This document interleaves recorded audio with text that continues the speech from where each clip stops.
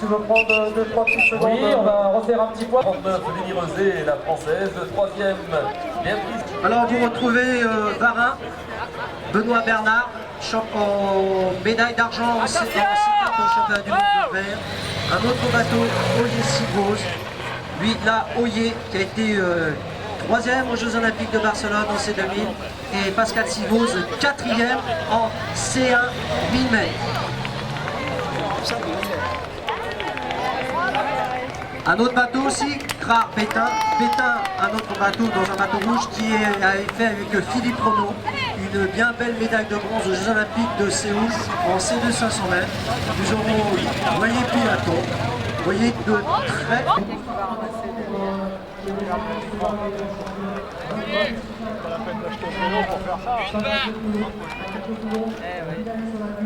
En ce moment, le ratisson est super content. Non, mais ça fait vraiment une mauvaise image de la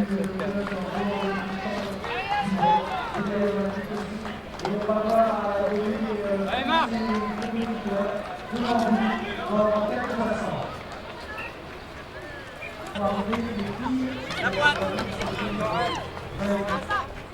Nicolas, qui sera avec une voile bleue, nous vous le commenterons bien entendu, qui descendra.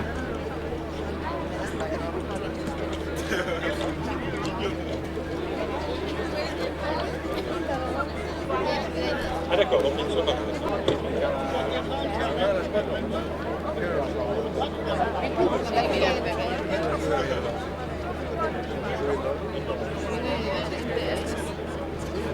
Restez là.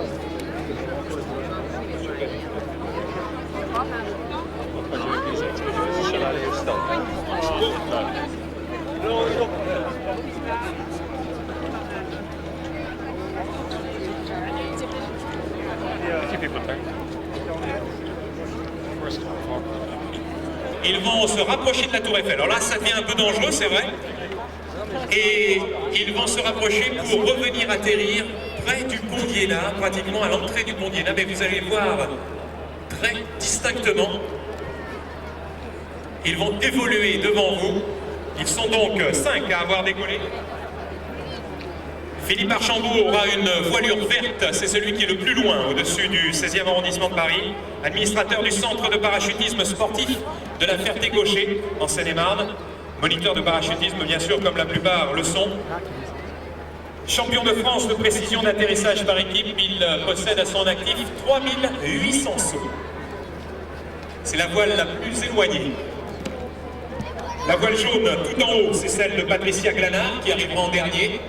Patricia Glanard qui est membre actuel de l'équipe de France, spécialiste de voltige individuelle et de précision d'atterrissage. Vous voyez que ce ne sont pas des débutants qui sautent. Elle a environ 4000 sauts elle aussi à son actif. La voile noire est celle d'Alain Trombetta, spécialiste de voltige individuelle et de précision d'atterrissage, entraîneur dans la région d'Île-de-France. Et lui, il va atteindre 6000 sauts à son actif. La voile rouge est celle de Vincent Ferrer, membre actuel de l'équipe de France, spécialiste de voile contact. 6 fois champion de France, 3 fois champion du monde, 5500 sauts environ à son actif.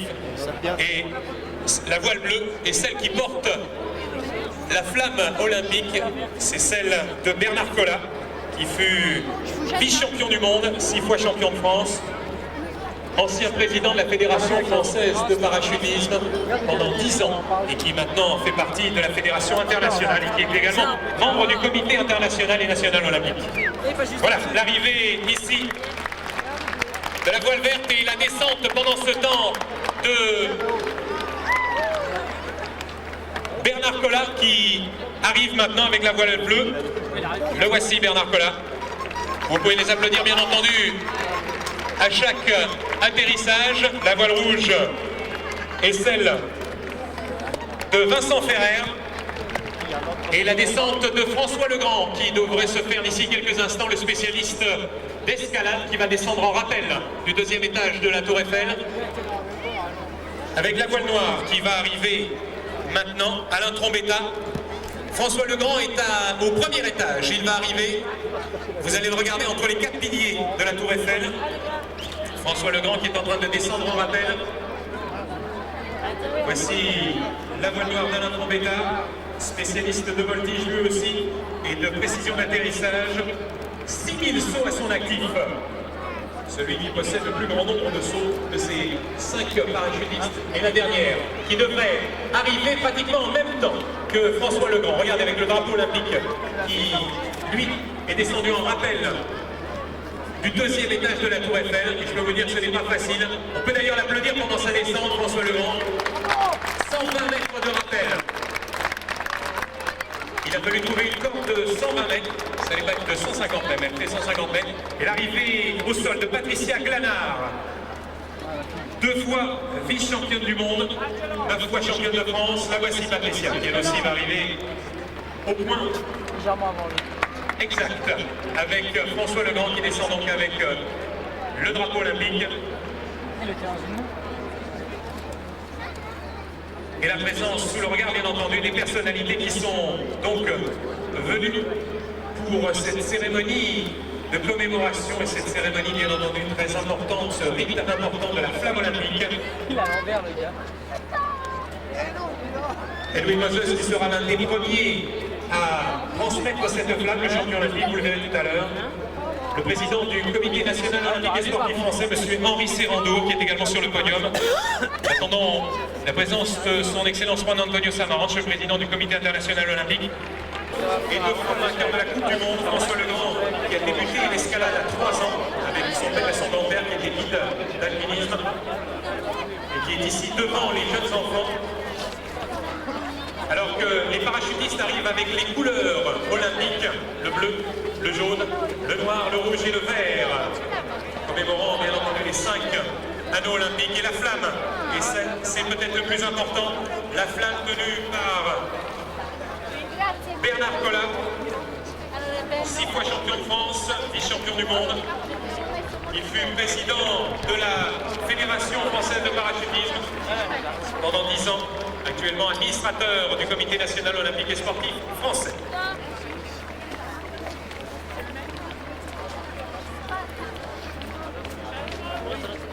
François Legrand qui va donc arriver avec les jeunes et qui va se positionner près du podium. Vous pouvez l'applaudir une nouvelle fois, François Legrand, avec tous les jeunes qui sont autour de lui. Voilà.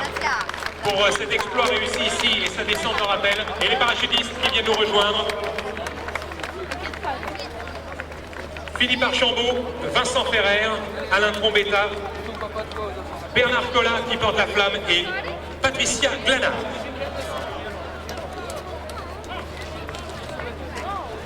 L'arrivée également de son excellence Juan Antonio Samaranch, président du comité international olympique,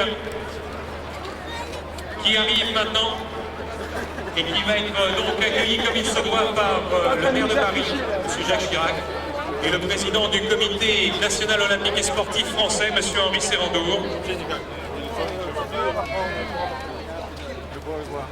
et par Madame le ministre des Sports, Madame Michèle Alliomard.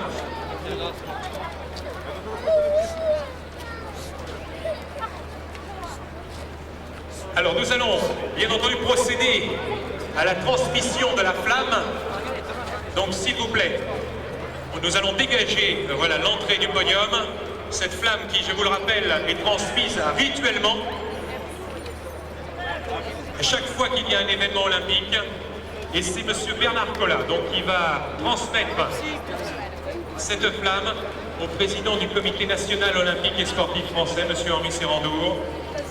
Voilà, M. Bernard Collat, qui fut président de la Fédération française de parachutisme et qui va allumer la flamme que tient pour l'instant le président du comité national olympique et sportif français, M. Henri Serrando. Cette flamme qui est transmise de ville olympique en ville olympique. La dernière fois qu'elle a brûlé, c'était à Lillehammer, en Norvège, pour les Jeux Olympiques d'hiver en 1992. Non, fermement dans les mains, il va la transmettre au président du comité international olympique, son excellence Juan Antonio Samaranch. Monsieur Serrando, qui donc est l'un des successeurs du baron Pierre de Coubertin à la tête du comité national olympique français, et qui, pour la commémoration de ce centenaire de la décision de la réinstauration du baron, va transmettre ici officiellement cette flamme au président du comité international olympique, monsieur Juan Antonio Samaranch, qui la transmet au maire de Paris, monsieur Jacques Chirac. Et monsieur Chirac va la transmettre à Edwin Moses, le double champion olympique du 400 mètres à Montréal en 1976 et à Los Angeles en 1984. Garçon qui fut détenteur du record du monde de sa discipline, bien sûr, et qui est encore présent ici, dans les instances olympiques. Voilà, je crois qu'on peut applaudir toutes les personnalités, puis tous les jeunes et tous les sportifs qui sont venus, mais ce n'est pas fini. Dites-vous bien une chose, c'est que maintenant cette flamme va être transmise de main en main, tout au travers de Paris, pour aller jusqu'à Bercy. Edwin Moses va quitter le podium d'ici quelques instants pour aller transmettre cette flamme de l'autre côté du pont d'Iéna. Ils seront 34 à se transmettre la flamme olympique tout au long de Paris, une ville qui est et qui fut le berceau de l'olympisme dans le monde et qui le restera encore très longtemps. Edwin Moses, qui ici en fut l'un des fleurons de l'olympisme, puisqu'il a obtenu 2 titres olympiques. Il a manqué celui de 1980, mais c'était normal car son pays avait boycotté les Jeux qui avaient lieu à Moscou. Voilà, Edwin Moses va descendre, on va l'acclamer tout au long de son parcours, bien sûr. Et il va aller traverser le pont d'Iéna dans quelques instants pour transmettre cette flamme.